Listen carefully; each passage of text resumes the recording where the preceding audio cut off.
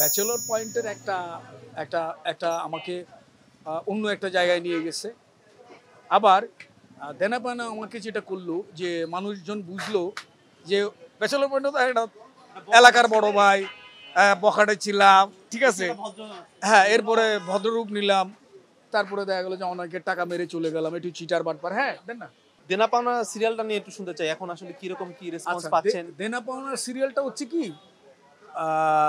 সেইটার দেনা পাওনা হচ্ছে একটু পারিবারিক টোনের একটা গল্প আর কি।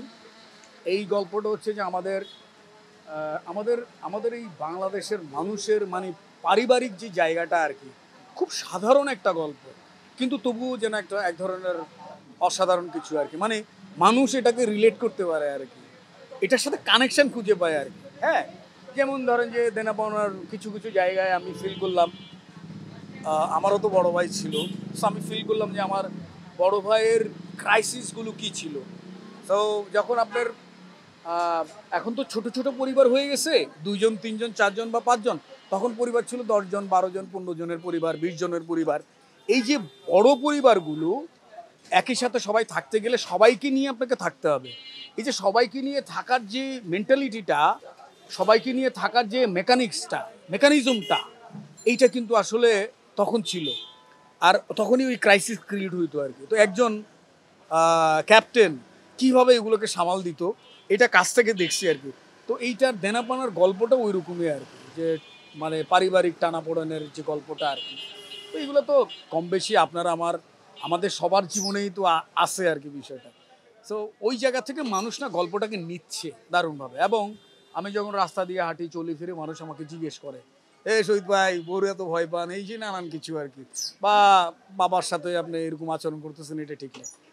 তো আমার মাঝে মাঝে রাগ হয় যে ভাই ওইটা তো আমি না, ওইটা তো শহীদ, আমি তো বাচ্চু, আমি তো না।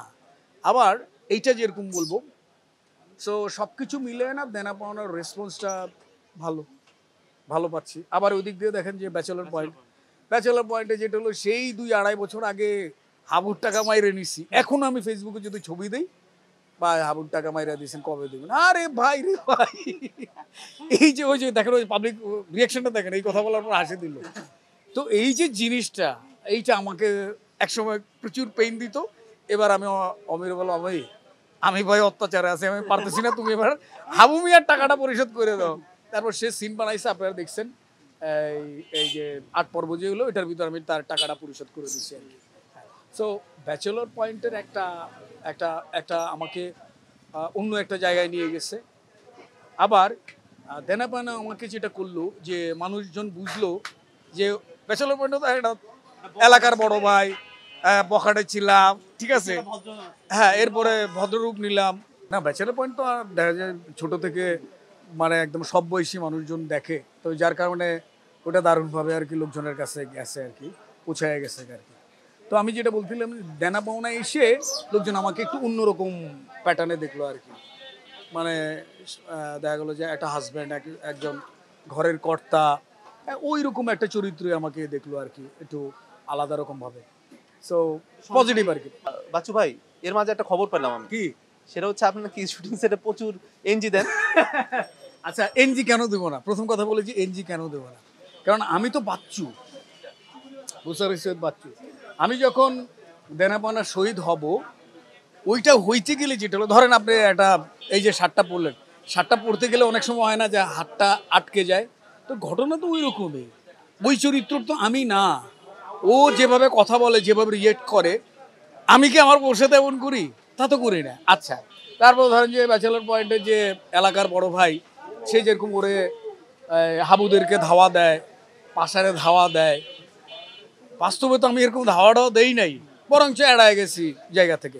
সো একটা চরিত্র থেকে আরেকটা চরিত্র যে যাইতে যে সময়ের বিষয়, এটা তো লাগবেই, এটা স্বাভাবিক। এবং এই এনজি দেওয়াটা খুবই নর্মাল। এনজি দিচ্ছেন মানে আপনি ভালো কিছু করছেন, এইটা আমার কাছে মনে হয়। আর আপনি দেখেন যে সচিন টেন্ডুলকার সবচেয়ে বেশি রান করছে, সেই কিন্তু সবচেয়ে বেশি এনজি দিছে, মানে ডাক 0 রানে আউট হয়েছে। সো ব্যাপার না।